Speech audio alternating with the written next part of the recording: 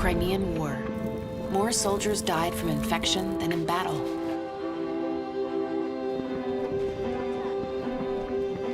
Until a nurse introduced sanitary practices still in use today.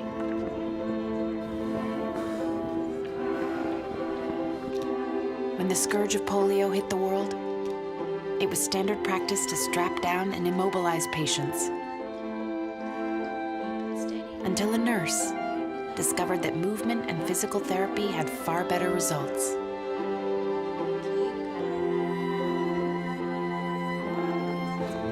In the 1950s, jaundice was a leading cause of infant death, until a nurse found that a few hours of sunlight could actually cure the condition.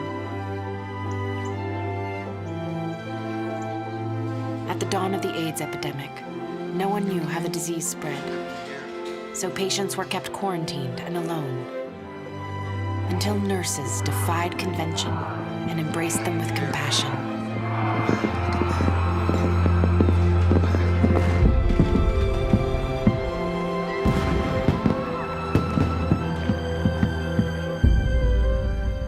During the Ebola outbreak, the disease was thought by many to be too contagious to treat, until a student nurse used what she had on hand, garbage bags and duct tape, to protect herself so she could care for others.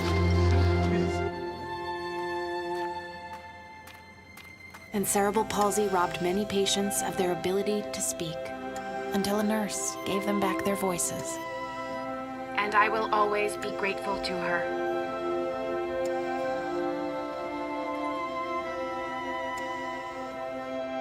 Nurse, you say hi to the girls. Hi, girls. Oh, hi. You must be Eric. I recognize you from all the pictures. Your face is cleared up real nice.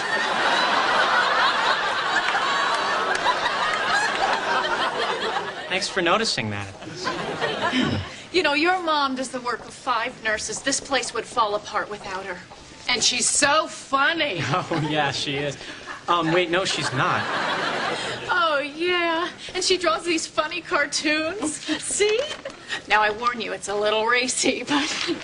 Oh, honey, you don't need to see that. It's just, a certain body part has been shoved up another body part for comic effect. So, have you met everybody? Nurse Foreman, I just talked to the lab. Why didn't you bring down that blood sample? Because you didn't give it to me? I most certainly did. Well, the next time I have something to give you, you tell me. Will do.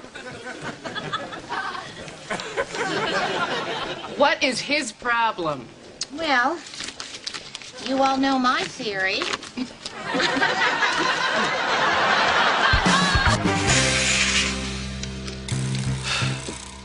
I have some bad news. Oh, I have some good news.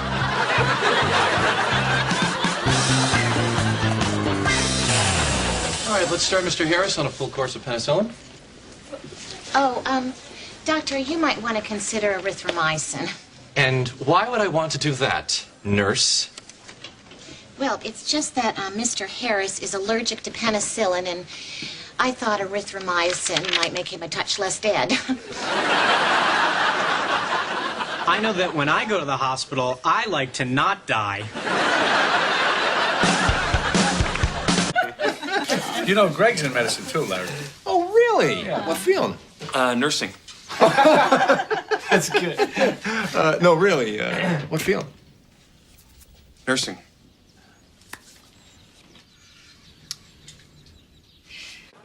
Come here.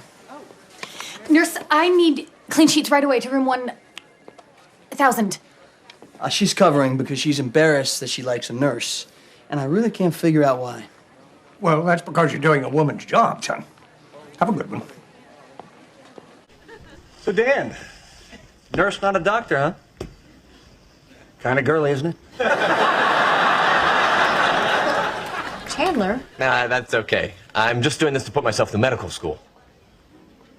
Oh. And it didn't feel so girly during the Gulf War. Sure.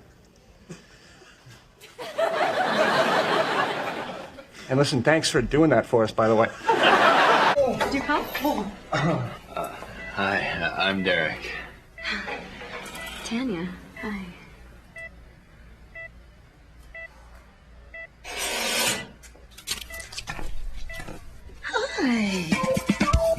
Dentine. Get fresh. 4B's got post-op pneumonia. Let's start antibiotics. Are you sure that's the right diagnosis? Well, I don't know. I'm only an intern. Here's an idea. Why don't you go spend 4 years in med school and then let me know if it's the right diagnosis? She's short of breath. She's got fever. She's post-op. Start the antibiotics. God, I hate nurses. I'm Alex.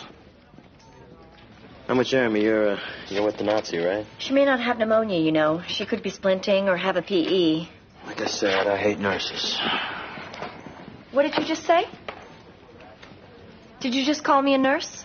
Well, if the white cap fits. A group called Canadian Frontline Nurses in part coordinated the protests in Manitoba, BC, and Ontario. This video shows a fourth protest taking place on Wednesday, posted to the group's Facebook page.